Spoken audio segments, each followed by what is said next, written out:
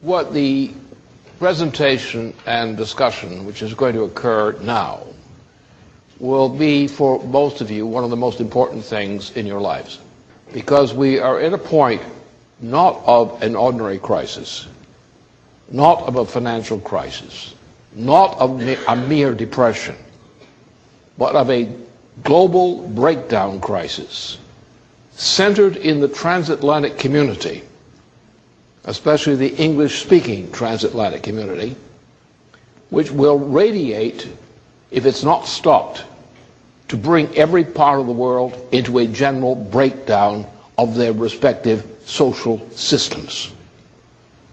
This is one of the greatest moments in terms of importance in history since the 14th century in Europe, with this new dark age. And since similar events like the collapse of the Roman Empire or the collapse of the Byzantine Empire. This is the kind of period we're living in. And the danger from this crisis is greater than probably any of the precedents other than the collapse of the Roman Empire itself. This is momentarily a collapse.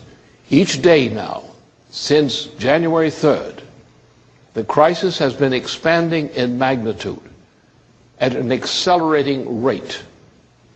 What you think is the extent of the crisis today is the measures I propose are not taken will become much worse by an order of magnitude on the next week, and the week after that, and the week after that, until the whole system grinds into a collapse, probably sometime during this year.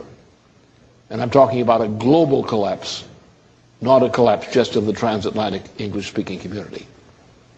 But the thing is centered, obviously, in the transatlantic English-speaking community. That's where the source of the infection spreads.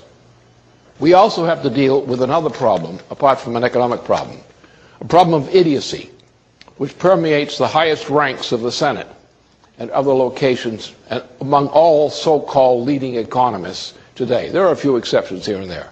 But on this question of this crisis, except for a few people in the woodwork that I know about, there is no public expression of any comprehension of what this crisis is about or any comprehension of what the remedies are.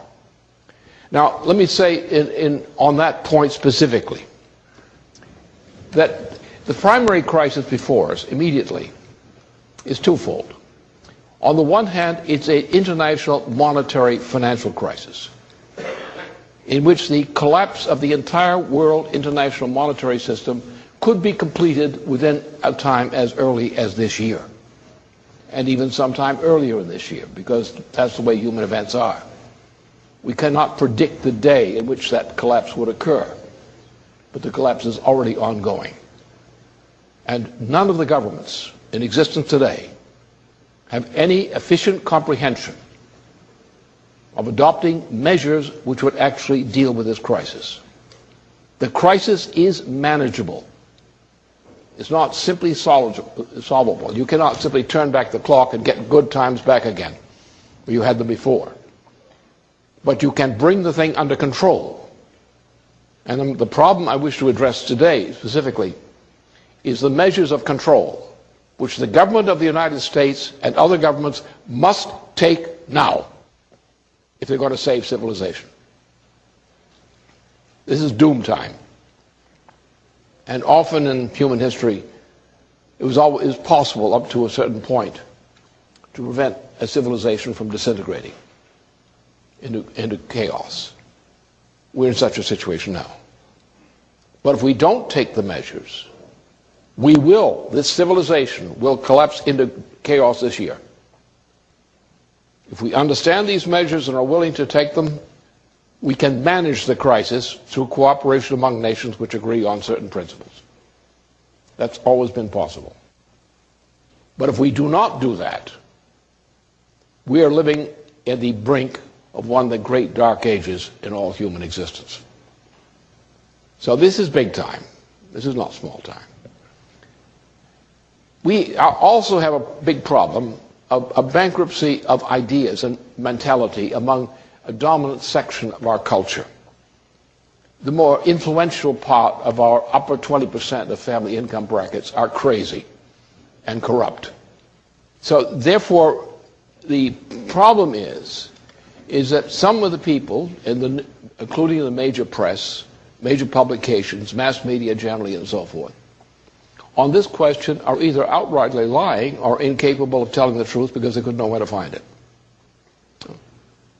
And they are the most influential voices you hear all so far from the U.S. Senate, from leaders of the House of Representatives, not all leaders, but the ones who are the most vocal and most reported, and from most presidential candidates. They are all, by my book, idiots, and worse, because their opinions are worse than worthless. If their opinions were to prevail, the whole country will go to hell. That I can guarantee you. This is not as easy as what Franklin Roosevelt faced with the Great Depression. This is a much tougher problem, much more dangerous, deeper corruption than that.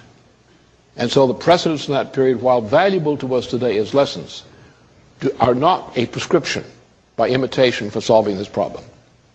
The greatest problem we have is the incumbent President of the United States and the number of idiots, both Democratic and Republican, in the Congress, including the Senate, who think like they do.